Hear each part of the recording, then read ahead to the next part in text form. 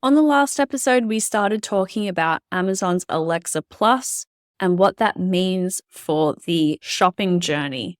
Now we're going to talk about what it means for brands and how brands need to adapt to a new product discovery landscape. Let's jump in. Good morning and welcome to the Retail Media Breakfast Club. I'm your host, Kiri Masters, and every weekday at 6 a.m. Eastern, I bring you candid and real discussions in the world of retail media and marketplaces in just 10 minutes. So bring your own cup of coffee and we'll get smarter about retail media together. So this episode is based on a post that I published for Forbes on Friday, March 14. I'll link up to it in the show notes, as well as linking up to an excellent analysis of the Amazon Alexa Plus patent that was discovered by Andrew Bell, with a great write-up that he did about what the patent means and how brands should adapt. So I want you to go and check that out if this is something that you want to dig more into. So this recently uncovered patent for Amazon's Alexa Rufus integration reveals a fundamental shift in how products will be discovered. While traditional search optimization focuses on matching specific keywords, Alexa Plus's approach centers on product attributes, the structured characteristics and specifications that define individual items. And so Andrew Bell, who analyzed this patent, says that it was the number one word used in this patent is the word attributes.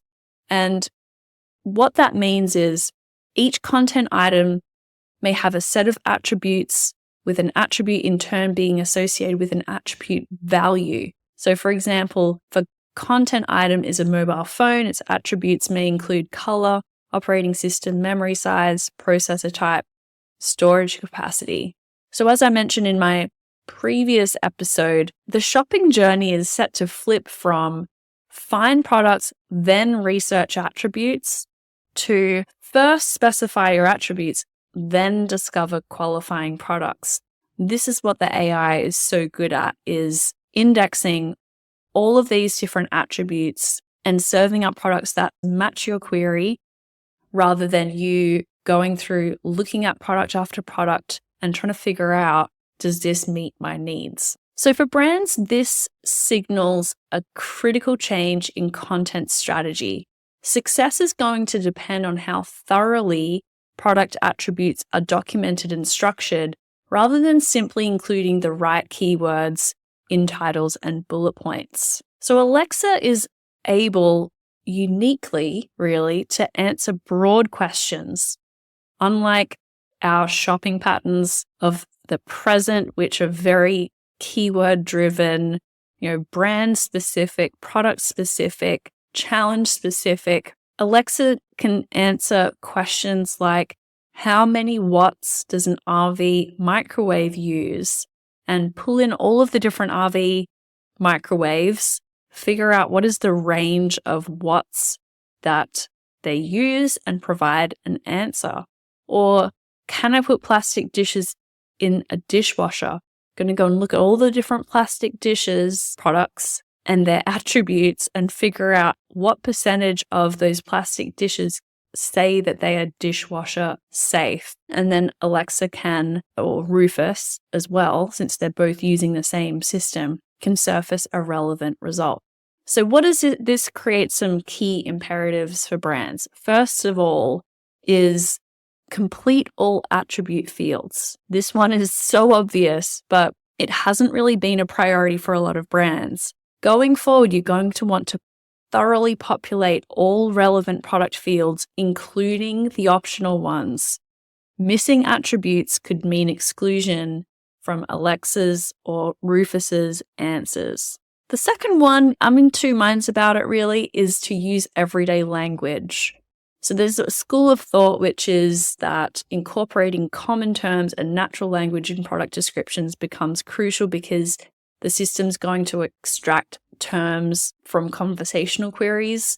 I think that one of the AI's massive benefits is taking complex, arcane language and reinterpreting it into everyday language. So I think I'm sort of in two minds about this specific imperative because I think that interpretation is one of the strengths of the AI. And if anything, if you have more technical specifications, it's better to include those rather than dumbing it down. And that's not going to be relevant to all product categories, but something to keep in mind, and we're going to track, how that all shakes out. And the third is, this is around the technical specifications, but it's providing comprehensive technical specifications like measurements, capacities, materials, technical details, putting all of those in so that the AI is able to appropriately understand what your product is and all of the relevant dimensions. Another critical dimension in this new landscape is brand recognition.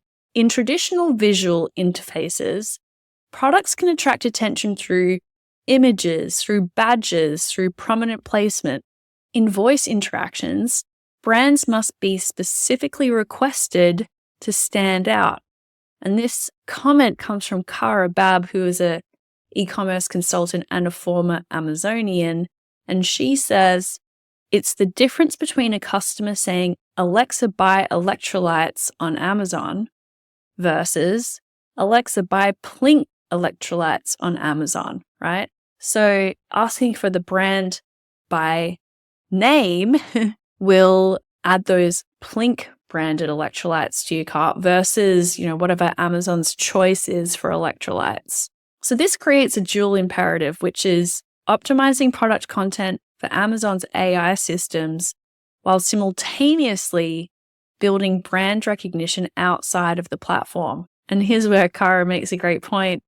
Brands can choose to either invest time and resources in building their brand via social, PR, or creators, or squeezing every last dime out of their Amazon PDPs and operations to be the Amazon's choice badge every time. And she suggests that the latter is a losing battle. Now, we also need to talk about historical data and user behavior data. As I talked about in the last episode, the patent reveals clearly that Alexa Plus's recommendations won't just come from the product attributes, but also from user behavior data.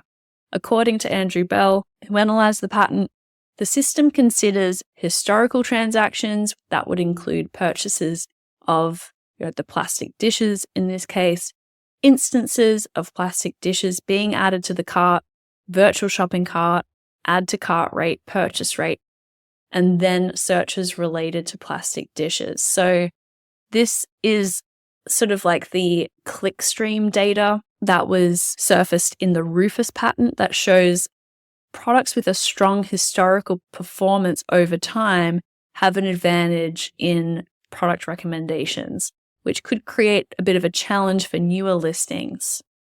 So all of these things that we know were important in the A9 algorithm, the driving traffic, add to cart rate, conversions, those are still important because just like on the page of search results where Amazon really, they want to make a sale as quickly as possible. And so they want to show you the most relevant search results, the ones that have proven success in the past.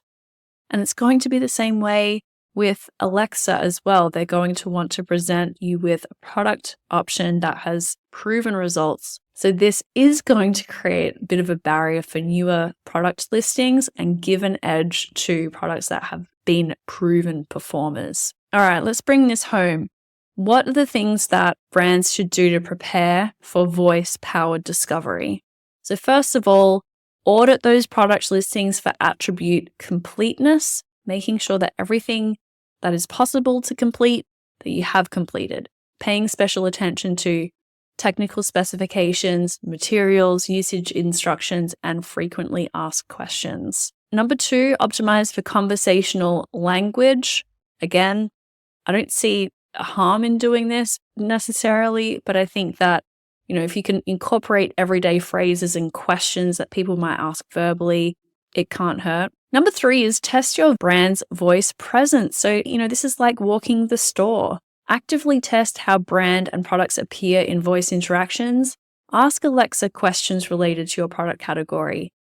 Understand what information she's providing and whether your products are mentioned. And then number 4, strengthen brand recognition.